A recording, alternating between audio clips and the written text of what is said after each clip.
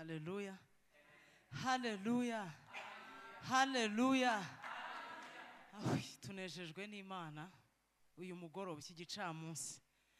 Umunsi Imana iba yaturemeye ngo tunezererwemo tuwishimiremo. Nuza mu nzu y'Imana ujye wishima. Ntukajye usubira yuko waje. Satani ntakajye akuriganya. Hallelujah. Nubona uvuye mu nzu y'Imana ujye ubirwanya, sibyo? Mubirwanye mu nzu y'Imana hari ubuzima, kwa data hari ubuzima, kwa data hari ukubaho. Hallelujah. Imbabazi ze zotuma tudashiraho, aturinda ijoro n'amanywa. Ubuntu bwe buduhoraho, ibiduhiga bari byinshi ako akaturindisha imbabazi ze. Yesu ashimwe cyane. Ubwira amajwi yose Satani akuzanaho, mubwire ngo data yaranesheje. Hallelujah. Ni intwari ku rugamba nuko byameze kose. Nubwo ubona ufite intambara zikomeye, ariko urugamba yaturwaniye rwo rukomeye cyane. Hallelujah. Hari ijambo rivuga ngo nafashe mu kiganza nta cyamunkuramo. Ntabwo ibibazo bizamugukuramo, nta kintu na kimwe cyagukura mu biganza by'Imana. Yesu ashimwe cyane. Hallelujah. Hallelujah. Ndaryohewe cyane, ndumva nezerewe. Hallelujah. Igitaramo ntako gisa. Ntabwo umuntu asubira yuko yaje imbere ya data. Ibintu byinshi bikubitwa hasi. Ibyo utabonesha amaso yawe, ibyo ureba n'ibyo utareba Imana iba yakoze ni byinshi cyane. Ni ubuntu rero bugeretse ku bundi. Nujya wumva utaje ujye wumva yuko wacikamo. Yesu ashimwe. Kandi turire na bene data batari hano batazi. Yesu ashimwe cyane. Hallelujah. Imana ihabwa icyubahiro. Icyubahiro cyose ni icy'Uwiteka Imana. Icyubahiro cyose ni icy'Uwiteka Imana. Nta magambo tujya tubona yo kumuvuga, nta magambo yo kumushima tujya tubona. Ayo magambo yo yarabuze. Hallelujah. Ayo magambo ntayo tubona, nta nubwo tubona uko tumushima. Yesu ashimwe cyane. Ariko Yesu yavuze ikintu kimwe. Hallelujah. Reka mbareke, reka nkihorere. Imana ibahe umugisha. Turari kuvuga hejuru igicaniro cy'Imana ko kigomba guhora cyaka. Yesu ashimwe cyane. Hallelujah. Iki gicaniro cy'Imana kigomba guhora cyaka mu buzima bwacu. Igicaniro cy'Imana kigomba guhora cyaka. Umuntu uri hano, yaba ari uri online, uri mu kazi, nje kubwira amasaha ngo uhirimbane ku gicaniro cy'Imana gihora cyaka mu buzima bwawe. Aba ari cyo kintu kikuraza inshinga, kuko ibindi byose data abyitayeho. Yesu ashimwe. Ntiyavuze ngo ntimukiganyire ngo muzari iki ngo muzambara iki. Ibyo byose ngo data arabizi ko mubikeneye. Ngo n'uturabo two mu gasozi ngo ajya twambika ubwiza. Niyo wabyivugiye. Buri ikintu Imana yivugiye ujye ugitindaho cyane. Ikintu Imana yavuze ikakivugira. Hallelujah. Ngo nimukiganyire. Satani yagiye kudufata rero aduteza kwirebaho no kwiganyira no kureba itugose. Hallelujah. Akayita twambura intumbero yo kureba Imana. Yesu ashimwe cyane. Ariko nje kubwira ngo ibyawe data birimo. Abirimo.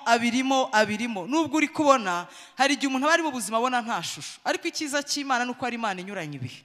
Ijambo ry'Imana atubwira ngo aharaho umuntu yarararira, ariko bwaki impundu zikavuga. Iyi Mana rero igitungurana mu bihe byose. Iyo wayishatse ukayubaha, ukayishakana umwete ukaba imbere yayo. Yesu ashimwe cyane. Ni ibintu bibiri. Hallelujah. Ni ugukiranuka ugashakana Imana umwete. Si ibintu biri principe ebyiri zo kugira ngo ubone Imana. Kuri ijambo ry'Imana avuga ngo nkunda abankunda, ariko abashaka umwete bakambona. Ijambo iyo ryajeho ariko yo aba ari close ugomba kwitaho cyane. Yesu ashimwe. Wakunda Imana ariko ishakanye umwete. Yesu ashimwe. Nk'ubundi kubabwira ngo mukomeze muhirimbane, mukomeze mwenyegeze, mukomeze mwatse. Yesu ashimwe. Kuri ijambo ravuga ngo amasengesho. Hallelujah. Y'umukiranutsi agira umumaro yasenganye umwete. Hallelujah. Urumva ko dukeneye uwo mumaro, ko dukeneye ko amasengesho dusenga agaragaza resulta. Yesu ashimwe. Resulta positive bikagaragara ko wasenze. Ntucogore rero ntucike intege. Yesu ashimwe. Ntucike intege icyo waganye data utarakibona. Ntucogore, ntumurekure ataguhamugisha, ntumurekure ataguhinduriye amateka, ntumurekure atakwiyeretse, ntumurekure atakubonye, ntiwemere kumurekura. Yesu ashimwe cyane. Ureke igicaniro cy'Imana gihore cyaka mu buzima bwawe.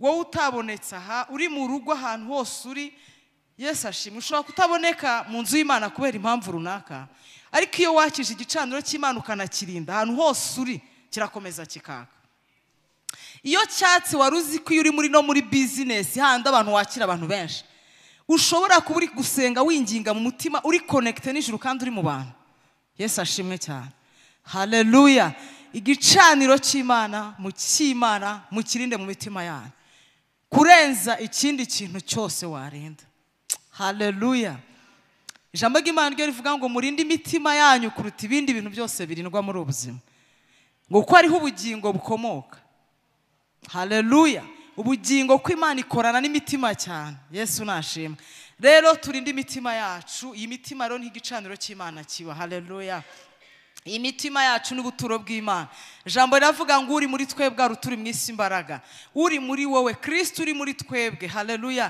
iyo urinda wa mutima wawe ukomeza igicaniro cy'Imana cyaka ubuturo bw'Imana wabuteretse muri wowe haleluya ubuturo bw'Imana ugendana nabwo muri bisi kuri moto ugendana nabwo uri umuntu Yesu nashimwe haleluya iyo warinze igicaniro cy'Imana aho ugenda hose ijambo ravuga muri Zefaniya ngo Uwiteka ni intwari irakiza ngo kandi ngo ari muri wowe imbere haleluya ari muri twebwe imbere Imana muragendana yukomeje wenyegeza ibidafite umaro bivaho igicaniro cy'Imana kigakomeza kikaka Yesu ashimwe cyane igicaniro ni ahantu habera amasengesho y'urudaca Yesu ashimwe cyane ni ahantu hahora amasengesho y'urudaca Yesu ashimwe cyane ni ahantu hahora haka Yesu ashimwe cyane hagomba guhora haka umurimo w'Imana ugahora wenyegezwa reka dusome muri Luka 12:35 Luka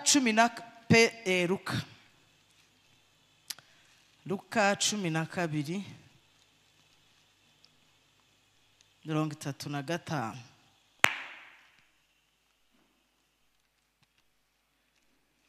haravuze ngo muhore mukenyeye kandi amatabaza yanyu ahore yaka haleluya ngo umere nk'abantu bategereje shebuja aho agarukira ava mu bukwe kugira ngo ubwazaza nakomanga bamukingurire hahirwa abagaragu shebuza azasanga bari maso hari n'indi jambo Yesu yavaje ngo ariko subu ngo umwami ngo azasanga kwizera kukiri mu isi Yesu ashimwe cyane Imana bitubwira ko tugomba guhora dukenyeye hari n'ijambo Yesu yavuze ngo iyabaganyira urugo yarazi ko igihe umujura yakazi yakabaye maso Yesu ashimwe cyane ngo ariko ko mutazi umunsi n'isaha mujye muhora muri maso Imana ishaka ko duhora turi maso igicaniro cy'Imana gihore cyaka ntago uzi igihe cyo kugendererwamo Yesu nashimwe cyane ntago hatuvuga nubwo havuga kugaruka k'Umwami Imana ariko igihe cyose mu buzima bwacu bwa buri munsi kugendererwa n'Imana biba mu buryo bwinshi kandi butandukanye Imana rero isanze igicaniro cyaka iyo isanze muri wowe imigezi itemba muri wowe hadakakaye muri wowe hatumye muri wowe harimo ubuzima haleluya ntago Imana igikunda umuntu utwarwa n'agahinda no kwiganyira n'umubabaro mwinshi cyane ibyo bintu mujye mubirwanya ko bikwambura ubwiza bw'Imana bikwambura ubusabane n'uburyohe bw'Imana Yesu ashimwe cyane ijambo ryaravuze ngo agahinda ko mu buryo bw'umubiri gatera urupfu ngo ariko agahinda ko mu buryo bw'umwuka gatera ubugingo ngo ujye ugira agahinda gahora kakuriza kugera ku kigero kakurize kakwereka ko utaragera ku kigero Imana igushakaho gahore kakuriza yuko hari ibintu byinshi utaratunganaho Yesu ashimwe ntago uratungana ari ibintu kirwana nabyo byose bizanywa biterwa n'uburwayi biriya byose biterwa n'ibibazo byinshi cyane Yesu ashimwe ikintu cyose rero kikwaka umunezero kirwanya haleluya nubwo ibintu byinshi cyane byinshi muri ubuzima bigerageza kuwutwaka ariko ujye uhagarara uvuge ngo ndabyanze ujye urwana no kubyanga ijambo ngo munesheshe ikizi kibi uvuge ngo ndabyanze haleluya ujye uhora uhakanira mw'isi y'umwuka aya majwi ibintu byose buriya birumva ujye uhakane ujye ubihakanira ubyange uvuge ngo umwami Imana azangira neza ngo uko umwami Imana muri Yesaya navuga ngo umwami Imana azantabara nicyo gituma ntamwara haleluya ujye ugira amagambo ubwira situation ujye ubwira amagambo ubwira imisozi kuri imbere niyo mpamvu Dawidi nawe yaravuze ngo aravuga ngo mba nararabye ngo iyo ntaza kwizera ko nzagirirwa neza n'Imana mu isi y'ababaho ngo mba narabyo ntaza kubyizera. Nimukemere kuraba, mujye mubyizera ko ibyo utarabona uzabibona. Ujye ubyizera ko hari ugutabarwa. Ikintu cya mbere muri ubuzima, ibintu byose byagenda bikagushiraho, ariko ikintu gikomeye ufite ubuzima. Yesu ashimwe. Umuntu ugihumeka wese no mukandida ibintu byiza byinshi cyane. Ntukemere ko umwanza kwangiza kandi uhari ufite ubuzima, ugenda utari muri bomboni, utari kwa muganga, utaryamyeyo, uri muzima.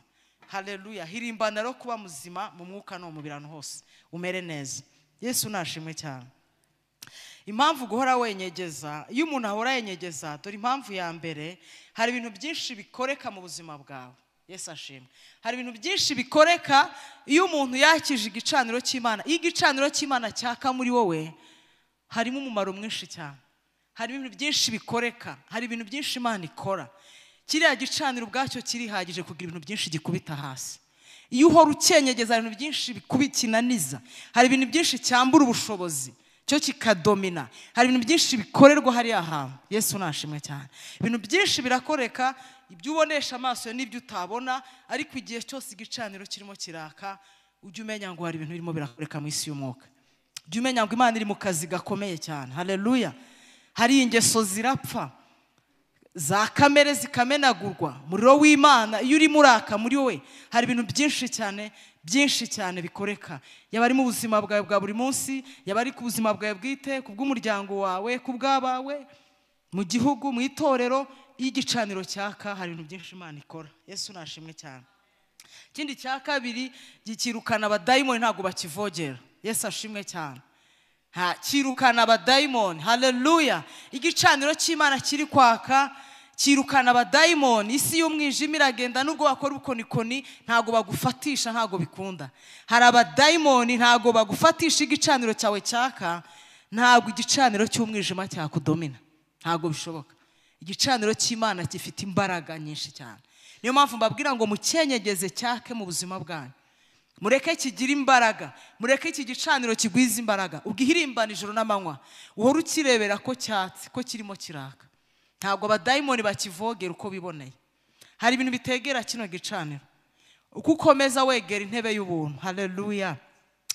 Ikiza nkundira, uzi ikiza cyo gushaka mu maso y'Imana, ugenda Imana igenda iguhindura, uba mushya, wowe ugenda.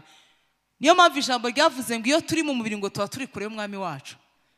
Iyo buri umuntu ashobora kwikorera nakumva nta kibazo kubera ari mu mubiri, ntafite n'umwanya wo gusenga, ari bize mu bindi bintu. Ariko tangira wegera Imana gato, izakwereka intege nke zawe. Igenda kwereka, iragenda igutahura, wowe iragenda ikwereka wowe uriwe, ukagenda kubera ko yera, wowe uyisanga ute, igenda ikwereka utugeso twa, igenda iguhindura. Igenda ikwereka utuntu twawe, uburakari bwawe, amagambo yawe, guhubuka, ikwereka utuntu twose turiya twose. Ntabwo turiya tuntu watumenya utari kwenyegeza igicaniro. Igihe cyose uri kwegera imbere y'Imana, kubera ko yera, bizatwara itore dafite umunkanyari n'ikizinga. Aha niho hatazaba ubutabera. Turi mu isi turidoga ku bw'amaraso ya Yesu, abantu bakaza mu nzu y'Imana bakora ibyo bishakiye, ikabihorera. Ariko hari ahantu bitazakunda. Yesu ashimwe cyane. Hari ahantu bitazakunda.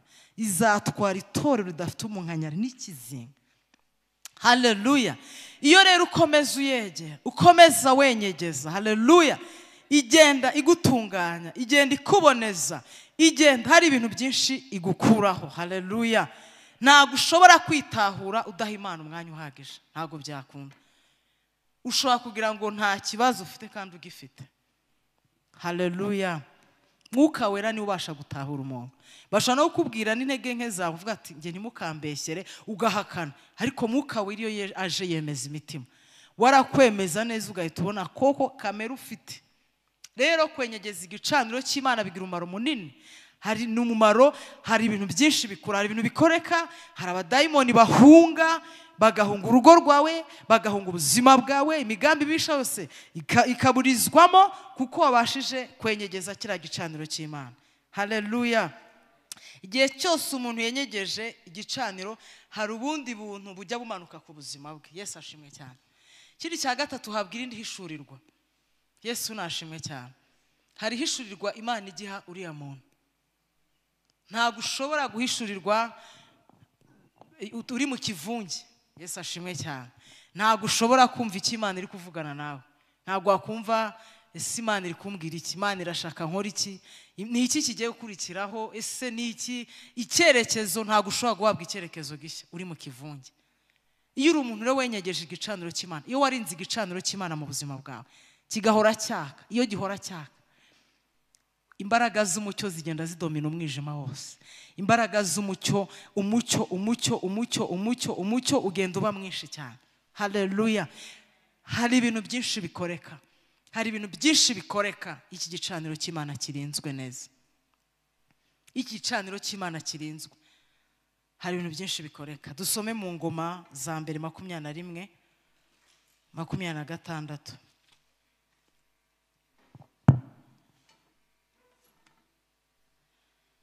Ahangaha Bibiliya twereka umwami Dawidi. Dawidi yari yakoze ikintu ngira ngo yumvaga nta kintu gitwaye. Yari yakoze icyaha cyo kubara abantu b'Imana. Yesu ashimwe cyane. Imana imuhitishamo ibintu bitatu, ariko abantu basobanukiye imbabazi z'Imana. Nimukitotombera Imana n'ukuri. Yesu ashimwe. Buri muntu uri hano wumva ruhijwe, ntukajye ukora ikosa ryo kwitotombera data pe, ntukajye umurakarira, kuko imbabazi ze nta mwana w'umuntu wazigeza. Haleluya. Ntuzagere igihe witotombera Imana. Imana irera, muri karazi zose Imana irakiranuka. N'igihe waba utari kubyumva yo ibizi kiri gukora mu buzima bwawe. Haleluya. Hari igihe umuntu ajya muri situation akumva ntago asobanukiwe neza ikiri kujya mbere mu buzima bwe, ariko menya ko Imana yizi ikiri kujya mbere muri wowe, izi ikiri gukora mu buzima bwawe, izi ikigambiriye kuri wowe, izi naho ikuganisha. Igihe cyose udasobanukiwe ikiri kuba, ujye wicecekera, kuko Imana ntikunda umuntu uvuga mu kigeragezo, ntukunda umuntu witotomba. Bishobora kugiraho ingaruka bikagutuma usibira, bigagusubiza inyuma. Bya bintu ni bibi, ntimukajye mubikora. Haleluya. Duhora dutanga ingero z'abantu babikoze muri Bibiliya bikabagiraho ingaruka. Yesu ashimwe cyane. Imana yagambira kugirira neza, ariko ukuntu ugiye kwitwara, ukuntu ugiye kwifata hagati aho y'amasezerano iguhaye, haleluya, bizaditamininga uko uzaba umeze ejo hazaza. Yesu ashimwe cyane. Nicyo cyonyine, nibyo Imana igenda ireba ibyo byose. Imana igenda ibireba. Imana yavuze ati abantu nkuye muri Egiputa, ngo byari byoroshye ko yabanyuza ngo mu nzira y'ubusamo. Baravuga kureka mbanze mbagerageze, mbanze mbarebe. Ntukitotombe kuko utazi icyo Imana iri gukora mu buzima bwawe. Haleluya.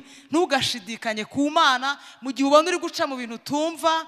Ujye umenya yuko Imana ntabwo ari umuswa, Imana umukozi w'umuhanga. Ntukajye ufatanya Imana na situation urimo, ntukajye ugereranya n'ibihe urimo uracamo. Haleluya. Ni Imana ishobora byose, ntabwo ari kimwe. Nubwo itarakubakira urugo, ntabwo ikanzwe n'imyaka umaze. Igihe cyose yabikora, ko niyo byose muri byose. Ni umukuru w'ibihe, ntabwo ikanzwe n'imyaka. Haleluya. Ntukajye ugeragezwa, ntukagerageze Imana kubw'ibibazo uri gucamo. Kuba utarabyara, tubonye ababyaye bashaje baragiye no muri menopause. Bivuze ngo ntabwo Imana wagereranya, ntabwo Imana ijya inanirwa n'utwo tuntu twawe utwo turi toto. Hari ibintu yaba yarakoze by'ibigugu bikomeye cyane, biremereye. Ntukajye, Imana ikintu ikora iba ikizi, ntabwo biba byayitunguye. Mu gihe wowe utari gusobanukirwa, menya ngo Imana ntabwo byayitunguye. Haleluya. Kandi ibyo yabatekerejemo irimo irabacura byagiye bigaragara. Iravuga ati abantu ko atarabizerwa ndagira nte, ko abantu Imana iri kudutestinga igendere ubwizerwe bwacu. Yesu ashimwe. Yo irizerwa, ariko ubwizerwe bwacu nibwo birimo irareba. Haleluya. Se turayizera ko turayiringira, twayihamya no mu gihe kitari cyo bihamya, no muri cya gihe bikomeye, nk'igihe Yosuwa na Kalebu bayihamije mu gihe gikomeye. Igihe tubona imisozi, ibibazo byabaye imisozi tukabura, tugasa nkaho tubaye inzige, nk'uko abagabo bavuze ngo twarebye abagabo imbere yabo tugaragara nk'inzige. Natwe twirebye koko tubona turi inzige, turabura. Icyubahiro cy'Imana kizatakara. Haleluya. Ntugahanga amaso imisozi kuri imbere, uhanga amaso Imana. Yesu ashimwe cyane. Uyu mugabo nawe rero yari yarasobanukiwe ko data ari we umutunzi w'imbabazi nyinshi. Imana yamwohereje ibihano, iramubwira ngo urahitamo. Inzara, yari yakoze ikintu itanejeje Imana. Amezi 3 inzara mu gihugu. ndaguteza abanzi wawe amezi 3 cyangwa igihano cyanjye. Yesu ashimwe cyane. Dawidi rero yarazi ko Imana igira imbabazi nyinshi. Haleluya. Yarazi ko Imana igira imbabazi. Baravuga ndibwohereze marayika arimbure. Aravuga ngo ibi byose nta na kimwe mpise ngende igwira mu maboko yawe. Yarazi ko data agira imbabazi nubwo yarakara, nubwo byamera gute, azi ko agira imbabazi nyinshi cyane. Haleluya. Rero igihe ibintu byakomeye cyane, cya gicaniro navuze ngo hari igihe kijya kirengera umuntu, gishobora gutabara urugo rwawe. Hariho kesi ikomeye kubera ko igicaniro cy'Imana kiri kwaka kigakura imigambi yose mibisha, gigakuraho imigambi yose yapanzwe. Haleluya. Iki gicaniro cyatuma Imana yivuguruza, iki gicaniro cyaburizamo kese n'amadosiye. Hari cyanditswe ubushize nigeze mvuga kivuga ngo ubutunzi bw'umuntu ntabwo bwamukiza ku munsi w'urupfu, ku munsi w'ibyago, ku munsi w'urupfu, ku munsi uremereye cyane, ngo ariko gukiranuka kudukiza urupfu. Yesu ashimwe cyane. Rero iyo iki gicaniro gihora cyaka, hari imbabazi ziza ku buzima bwawe. Haleluya. Hari imbabazi zijya ziza nubwo wateshuka, nubwo byakugwirira, nubwo buri icyo nkundira Imana. Imana ireba etansiyo y'ikintu. Yesu ashimwe. Niho Imana ireba niki cyaguteye gukora iki kintu. Imana yanga umuntu ugambirira icyaha, kandi koko n'amategeko niko buri abivuga. N'amategeko no mu buzima busanzwe agira eleme 3: elema moral, elema physique na elema intentionnel. Byose ni ibintu bikonta, ni ibintu bareba, bakareba ngo iki cyaha kugira ngo cyemerwe, kugira ngo iki cyaha tudeside ko cyabaye icyaha, hagomba kuba hagaragajwe ibimenyetso. Ese ibintu yarabipanze, izo preparation n'ibintu byose bikurikizwa n'Imana. Rero iyo ducumuye ireba umutima wawe, n'ubundi usanzwe uhirimbana kuyubaha, urayikunda, umutima wawe uhora ushaka kugira ngo Imana uto tuntu twose. Yesu ashimwe cyane. Uyu mugabo nubwo yari yakoze iki kintu, ariko kubera ko igicaniro cy'Imana cyakaga muri we, byatumye Imana ihagarika byose. 26 aratubwiye ngo Dawidi ahera ko yubakira Uwiteka igicaniro, atamba ibitambo byonswa n'ibitambo by'ishimwe yuko bari amahoro. Yambaza Uwiteka, Uwiteka amusubirisha umuriro uva mu ijuru ujya ku gicaniro cyonswa. Uwiteka ategeka marayika asubiza inkota mu rwubati. Haleluya.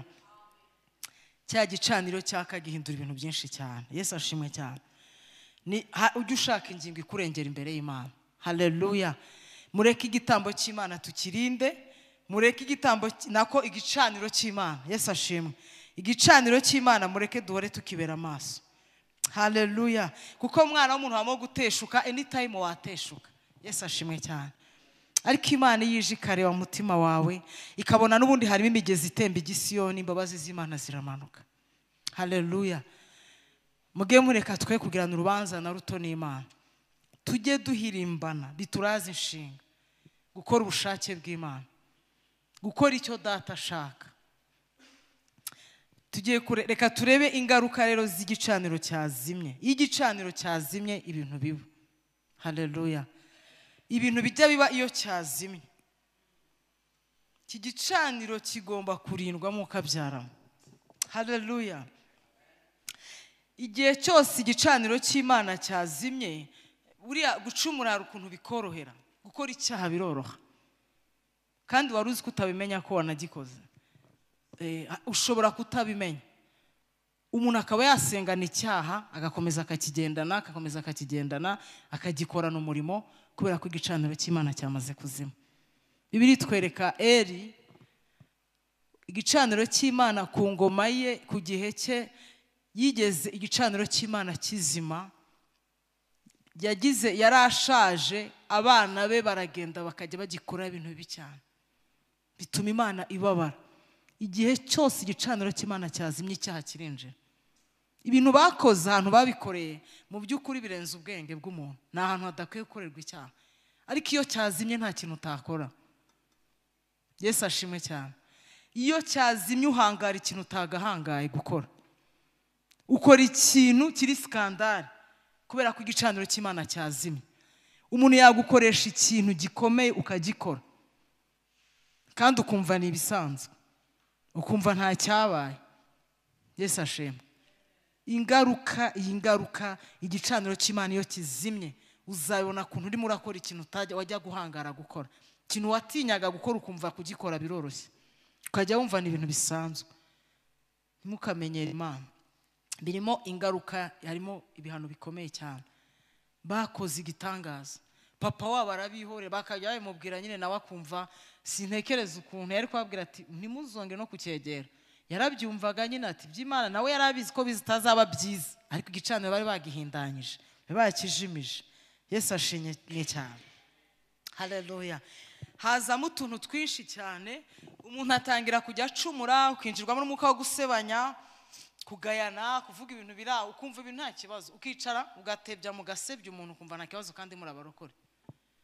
Igicaniro cy'Imana kiba cyazimye muri wowe, mukagayana mugatotora umuntu. Ibyo bintu ntabwo Imana ibikunda. Yesu ashimwe cyane.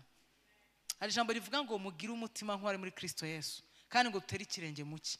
Ibintu Kristo atakora, hari ibintu ubundi hari Yesu afite indangagaciro tugomba kugenderaho, afite character Imana ihora idusaba ko tugomba kuyigira. Yesu ashimwe cyane. Muri we agira umutima w'imbabazi. Bamuzaniye umugore bazi ko bari bumwice, baryohewe bashishikajwe no kumutera amabuye ngo apfe banezerewe cyane, ariko batangazwa n'ukuntu Yesu abitesheje agaciro. Baramuzana ngo yasambanye, bumva ko ari bumucira urutabera rwatabera, ariko arababwira ngo umuntu utarabikora namutera ibuye. Yabitesheje agaciro. Yesu ashimwe cyane. Niyo mpamvu Imana ivuga ngo ntitukajye duca imanza, ntitukajye tureba ikibi ku bantu, tujye dutekereza ibyiza, ngo urukundo rutekereza ibyiza ku bantu. Yesu ashimwe cyane. Haleluya. Imana ibishaka ko dutsinda kamere tukuzura urukundo rwinshi cyane. Uzi impamvu Imana ituma ishaka ko tugira urukundo? Nubwo tuba turi muri society igoranye ibyo byose biba birimo, ariko ijambo ry'Imana urukundo rutwikira ibyaha byinshi.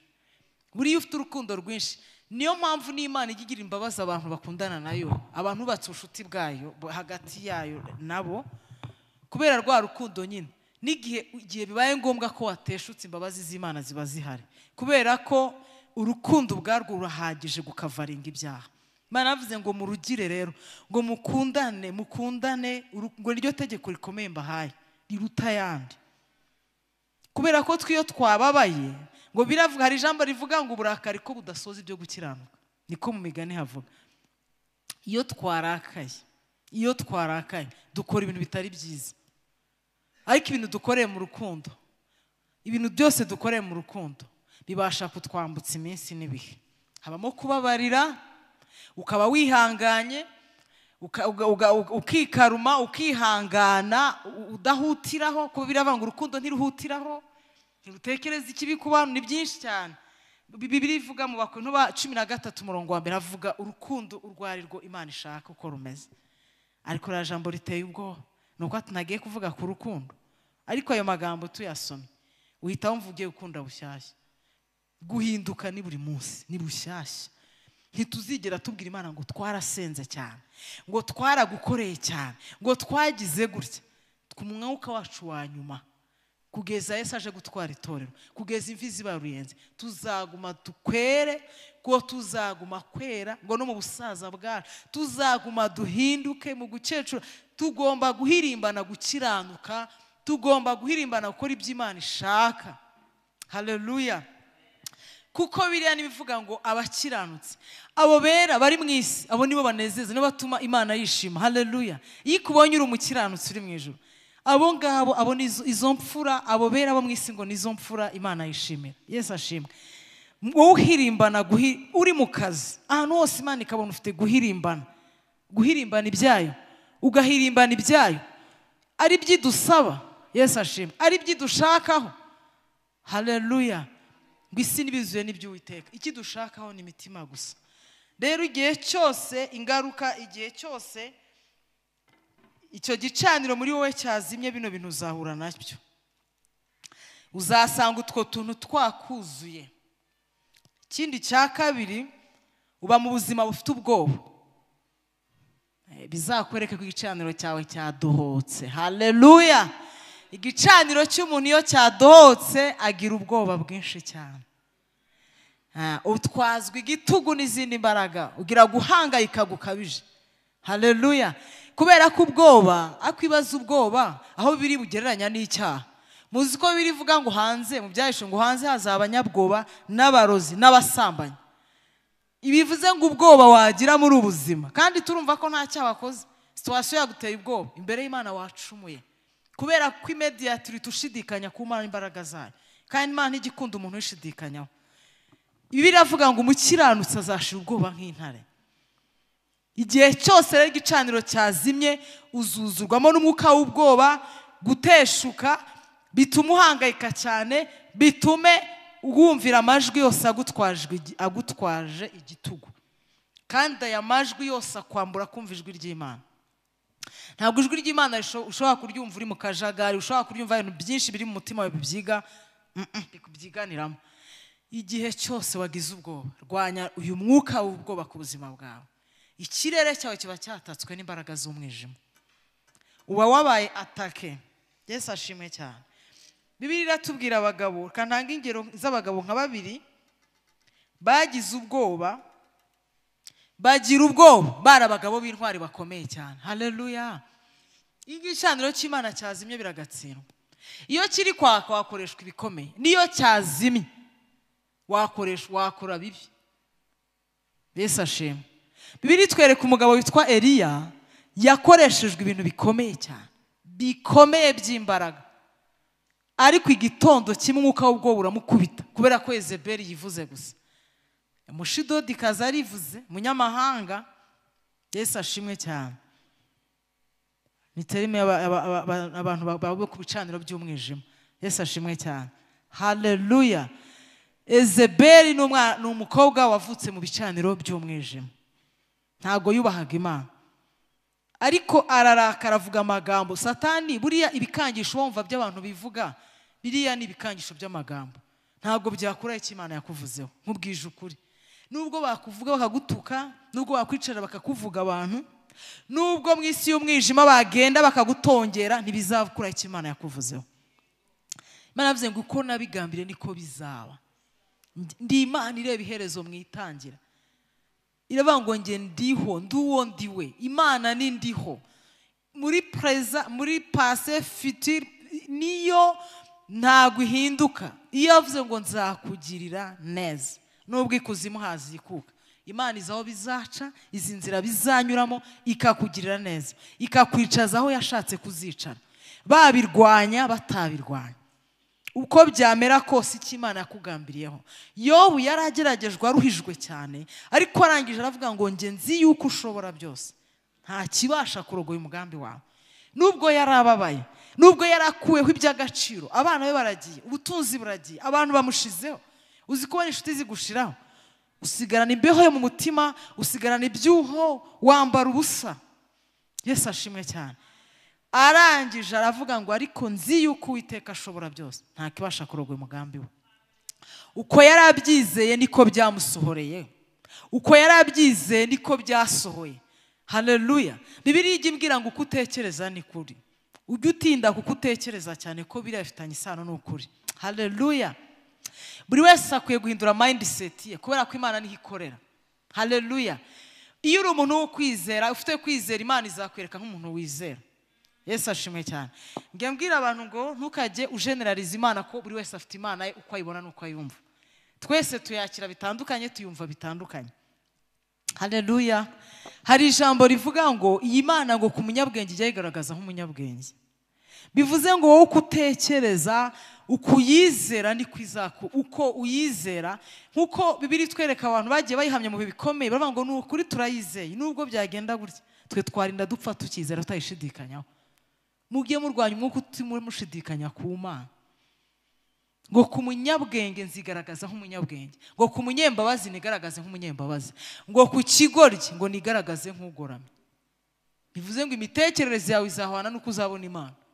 Igipimo yizeramo, igipimo kuyibona, uko yumva, nuko uvuga ati sinzi n'ibintu byarayiyobe, menye ibi byo sinzi ko icyo gipimo ujye uhora urwanya imitekerereze iri hasi imbere y'Imana. Imana ni umunyabwenge, ni umukozi w'umuhanga, ni umunyembaraga, irihagije. Nubwo twayivuga ibigwi ngo tuyibashe, ntabwo twavuga ibigwi by'Imana ngo tubone aho byandikwa ngo impapuro ziboneke. Haleluya. Yesu ashimwe cyane. Ariko umenye ngo uko utekereza ni kuri, ntabwo ari ko Imana iri, siko abandi bayibona. Haleluya. Rero uyu mugabo Yezebeli arivuga ibikangisho by'abana b'abantu, ibikangisho byo mu isi y'umwijima. Yesu ashimwe cyane. Abana bakorera umwijima, aravuga ngo ibintu Eliya yakoze biramubabaza. Aravuga ngo nibigerejo ntaguhanyije n'ubugingo bwabo wishe, ngo imana zanjye zizabimore ndetse bikabije. Eliya iryo jambo rimutera ubwoba. Eliya yibagirwa ibintu byose bikomeye Imana yamukoresheje. Bimwibagiza ukuntu yahagaritse imvura imyaka ingahe, yibagirwa ukuntu yahamagaraga umuriro ukica abantu siriplase, yirengagiza ibintu bikomeye yakoreshejwe. Ariko dayimoni w'ubwoba ahita amutaka ako kanya. Igicaniro cy'Imana yarahise akizimya, aragitokoza. Haleluya. Yaragitokoje kuko kiriya gicaniro cyari kumurengera gute yamaze kukizimya. Yesu ashimwe cyane. Ahita ajya no kwihisha, arihisha, arakwepa. Imana itimubwira ati nyine namaze gutegura. Imana yaramubwiye ngo we yahise abona ko ari wenyine. Ni bwa bwoba navuze ngo bukwereka ibintu bihabanye na situation ukwiriye.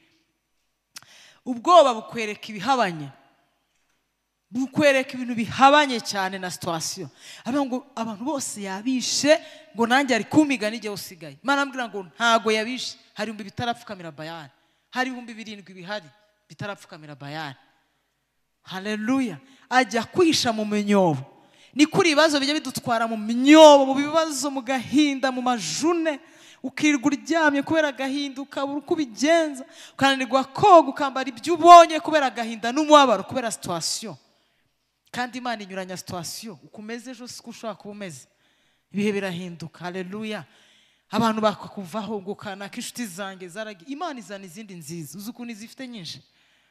Nta kintu gishya imbere y'Imana, ibintu biragenda ikazana ibindi bishya. Imana yagizanira Yobu ibintu bishya gusa. Ntihazagire ikintu kigutera ubwoba muri ubuzima. Kizagenda urebe ko utazabona ikindi cyiza. Ibintu birahinduka, ubuzima burahinduka. Ntukabatashe n'ibintu cyane, ntukabatashe n'abantu cyane, ujye ubatashe n'Imana cyane. Haleluya. Ujye ubatashe n'Imana. Waba ariyo yonyine wumva uri yatashe nayo. Haleluya. Niyo yakuzanira abo bantu, niyo yakuzanira ibyo bintu, niyo yakwicaza ahantu hakomeye, niyo yakugeza ku rwego rukomeye umwana w'umuntu atakugezayo. Niyo umwana w'umuntu niyo yonyine ibasha nk'uko Daniyeli yavuze ngo ese uba atari Imana ese yadusobanura zino nzozi twari kuzikura ko bwari gucya twese twarangiye. Umwami yarakaye ngo mwese ejo kuko birabananiye gusobanura inzozi na rose. Abakonikonanirwa nabo baravuga hoya ikibaro cy'Imana ese ntago cyageranywa n'abakonikoni. Mana we barayisenga, Imana itizibabwira barazisobanura.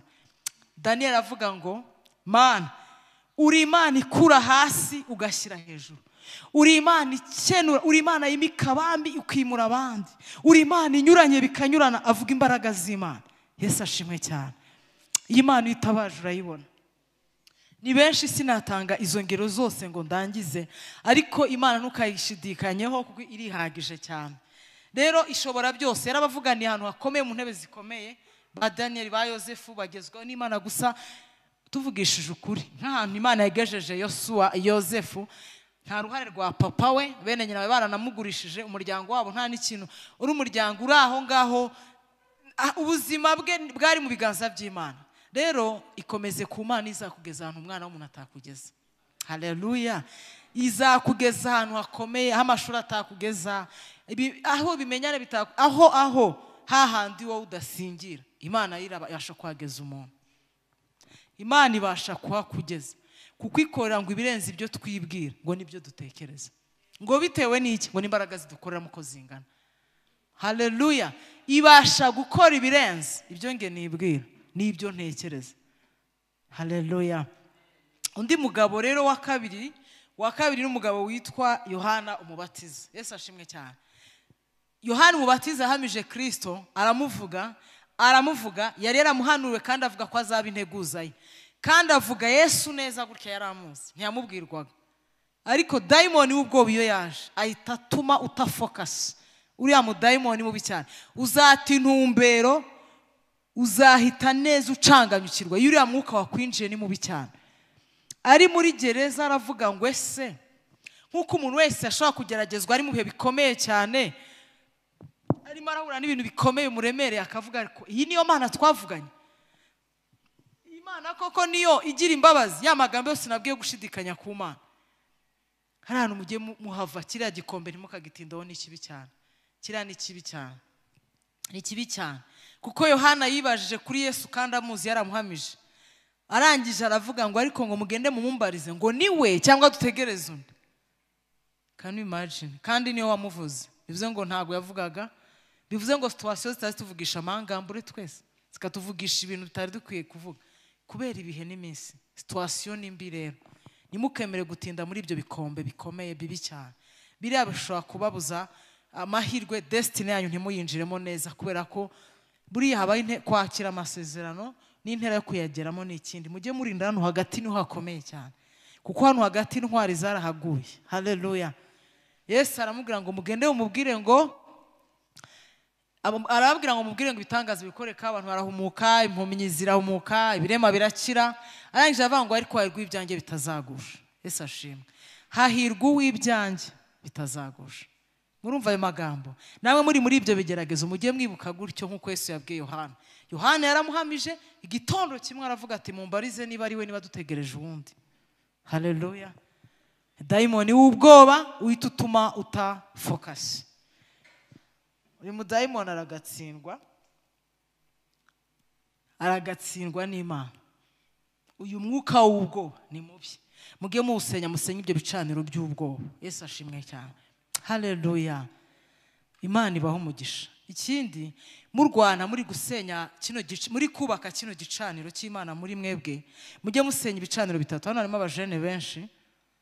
Hari ibicaniro bitatu umwuka yampishuriye. Ndumva narigeze nabivugaho. Yego harimo abajene wenda bazanashaka cyangwa se harimo n'abashatse, ariko hari ibicaniro bitatu bugomba gusenya mu buzima bwawe igihe cyose uri kwenyegeza kino gicaniro. Usenya ibicaniro byahuvuka. Yesu ashimwe cyane. Ugasenya n'ibicaniro byaho washatse. Ugasenya n'ibicaniro by'abarozi bari mu buzima bwawe utazi. Abazima babi mukorana, musengana, mugendana, musekana ubuzima bwa buri munsi kandi utazi habari. Yesu ashimwe. Ibyo bintu uko ari bitatu biba mu buzima bwacu bwa buri munsi kandi ntaho twabikwepera. Rero iyo wubaka cya gicaniro cy'Imana, iyo kiri kwaka kigenda kibica intege, kigenda kibica intege. Yesu ashimwe cyane. Kubera ko iyo aho washatse, nk'urugero aryo ushaka gushaka umugore nyina wenda yarabanzwe akanaterekera, yaramaze gutongera abana be akanabamurika. Mwabyumvisha imbaraga z'umubyeyi ku mwana we, akamurika umwana we, akamutongera, akamurikira abakurambere ati muzandindire umwana, muzandebere umwana. Kandi iriya mihango bakora yo kumurika, bagatanga ibitambo, bihamuza imbaraga z'igitambo. Ibyo bintu rero iyo bikora igihe cyose dusenze, abantu bajya bavuga ngo karande ntituzemera ngo kwa Yesu ngo byose ngo ngo kwa Yesu byararangiye. Ariko byarangiye ku muntu wasobanukiwe yuko Kristo yaje muri we kandi akabigenderamo. Biravuga ngo bari muri Yesu Kristo tuba tubaye icyaremwe gishya. Ntabwo ari ukugira ngo bivugwe gutyo, bisaba kubitangaza kandi ukabigenderamo. Yesu ashimwe cyane. Kubera ko abazimu biwanyu iyo baje bagasanga icano cy'Imana kitaka, ikintu kirwanya imbaraga za karande ni ibintu bibiri: no gukiranuka no kwasiga icaniro cy'Imana. Udafite gukiranuka karande yiwanyu rwose yakurangiza. Kandi dufite ibihamya rega, abantu babipinga simbizi, dufite ibihamya. Biba bigomba ko wicara ukagenzura ibicaniro iwanyu ibintu bitagenze neza, bira bintu biragukurikira. Uko byasa kose bisaba ko ufata igihe cyo gucurira mugozi, ukitandukanya uhagaze amaraso ya Yesu, ukitandukanya ukoresheje amaraso ya Yesu. Kuva ko wavuye mu bise by'amaraso ya Yesu, uko bitangaza mu isi y'umwijima barabimenya kutari uwawe. Barabimenya kuri gutangaza uriwe muri Kristo Yesu, bakamenya ko wisobanukiwe. Ko birambwira ngo umuragwa iyo akiri umwana afatwa nk'umugaragu. Umuragwa rero ko turabaragwa b'ubwami bwa Kristo, iyo twamaze gusobanukirwa abo turi bo tukabitangaza n'isi y'umwijima irabimenya. Ariko iyo utarabimenya bagutwaza igitugu. Uburushyi bw'iwanyu bukakokama, kutubaka, gupfusha, ubukene, ni byinshi iri muri detail. Iyo mivumo, impamvu uriya muvumo uza rero ni iyihe? Uyu muvumo igihe utarimo urakora ikintu wakoranye n'umuntu mu isezerano, kuko baba bari kuvuga ngo nimutatira bino bihango muzaba zantu babangwe bakanaterekera, nimudakora ibi ngibi muzaburira abandi baburiye, ntimuzigere mugira gutya, ntimuzigere mukabyemera. Ababyeyi baba babikora bishimye, ariko immediately bahise bazirika abana babo. Uzajya gukora byange, blocage bivuze ngo ugomba gucurira mugozi ugukonekta ku maraso yawe, kubera imbaraga z'amaraso zigira imbaraga, kubera amaraso agira imbaraga. Iyo rero utangaza amaraso Yesu mu yawe, aca intege iriya karande, acagagura icyo gicaniro uvukamo. Hakaba n'ikindi gihe urwana n'ikiwanyu, aho washatse rero nawe ntugereyo, kandi muri kubyara, murimo murubaka umuryango, abana bawe nabo bazagenda, none bari abana babafatwa hombe kwa se no kwa nyina bigakurura. Uvuga ngo ako si umwana wanjye yabaye gute?